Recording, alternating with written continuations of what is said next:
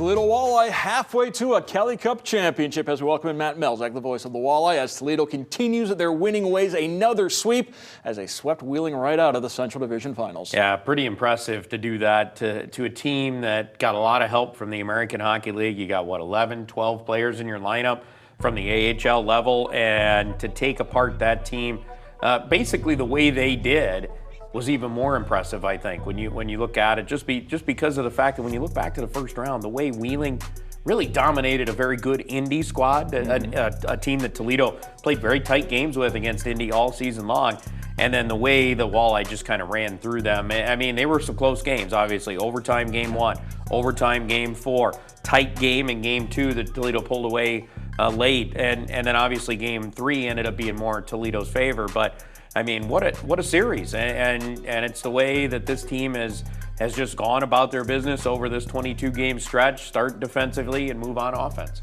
We saw that depth once again play out against the Nailers as Mitchell Lewandowski left Game 3 with an injury. We'll find out if he's ready to go later this week. But you plug Grisak in the lineup, and he gets a big goal in Game 4. Yeah, he certainly did. He gave Toledo the lead that they weren't able to hold on during the third period, but gave them an opportunity to win that Game 4 because of the fact that he's a guy who's been here all year. He's played a key role in a lot of times during the season when Toledo's roster got a little bit short. He had more minutes. Sometimes he would drop back to less minutes. Saw some Plower play time earlier in the year. Maybe not so much at this point, but you have to be ready at all times, and that's what's great about this group. Those guys that aren't playing right now, they're all ready to go if they are needed, and they can go in and give you good quality minutes, and we saw that from Chase Grisak. The NHL, we often hear about a President's Trophy curse. Well, in the ECHL, there's talk about Brabham Cup curse, as the team that wins the Brabham Cup, the best regular season record, hasn't won the Kelly Cup in quite some time. In the Kansas City Mavericks, the next opponent for the Walleye, they're your Brabham Cup champions. Yeah, you have to go back to the Newfoundland Growlers, who beat Toledo back in 2019, the last team, right? That won the Brabham Cup and then won the Kelly Cup as well.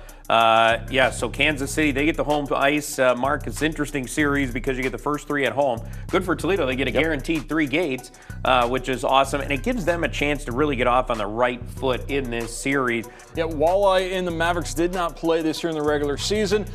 Very similar teams. They can score a lot of points. They play clean hockey, so we should have maybe some quick games, not a lot of penalties and a lot of goals. Yeah, we shall see how it plays out. Sometimes you look at that on paper and you go, oh, yeah, this is going to be run and gun all the way through, and then it turns out to be a whole bunch of 2-1 games, tight checking, very physical. You never know. But yes, Kansas City was at the bottom of the league in penalty minutes per game. Even some of their games against Idaho in that previous round when they beat the Steelheads 4-1 were very low penalty. So it's possible that we might see a lot of the speed and skill of these two teams, which they both have a ton of, on display. That could make for a really fun series. So the series gets underway this Friday night, 7 o'clock. See it live right here on BCSN. Mud Hens are on the road for the next 2 weeks. We'll talk more about the Hens later on. But Matt, thank you so much, as we're looking forward to another Western Division Finals with the Toledo Walleye. Yeah, certainly looking forward to it, Mark. Thanks.